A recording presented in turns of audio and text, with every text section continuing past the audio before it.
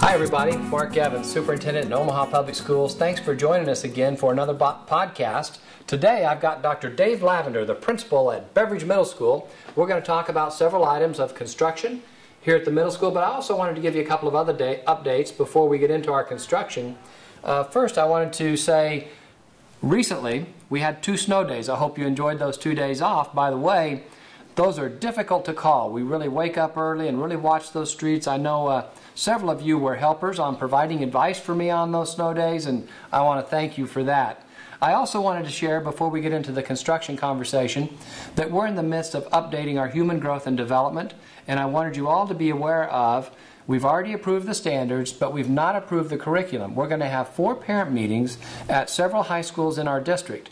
Please look at our website and find out what the dates and times are. And by the way, if you'd like more information about those curriculum reviews and how that process will work this spring, please don't hesitate to call the Office of Communications right here in our district.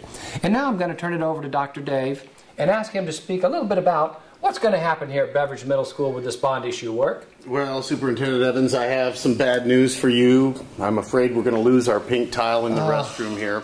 But we're really excited at Beveridge Magnet School because the City of Omaha and the Omaha Public Schools have given us the opportunity to really redesign the older part of the school, and then we will also add 6th grade. And so there'll be a new addition that will allow us to really serve the neighborhood better and make sure that flow goes right through Beveridge for some more great high school kids. So we're pretty excited.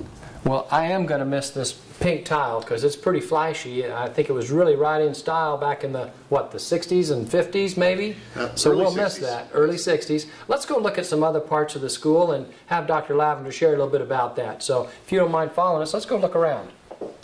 You know, it's hard to believe. It's just over a year ago that the bond issue passed, $421 million. It passed 2-1 because our community values our schools, our kids, our staff.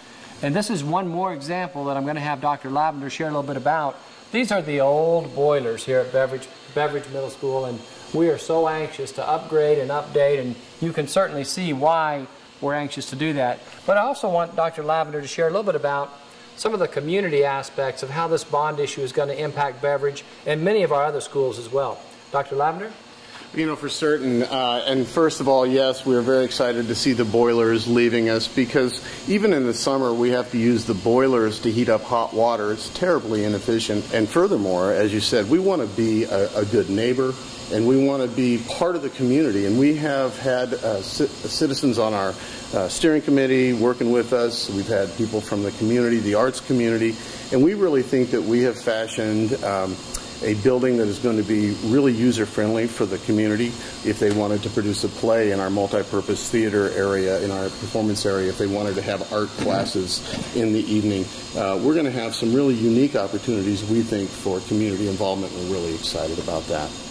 Well, that's just incredible, and I want the community to know, and all the other viewers today, to know that this process is how we do all of our buildings.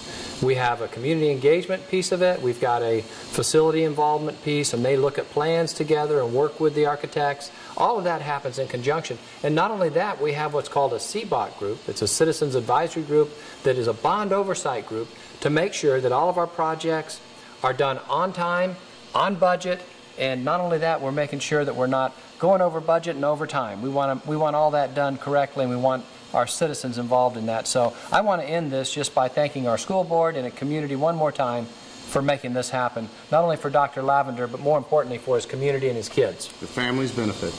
Thank you, Dr. Lavender. Thanks for joining us today. You bet.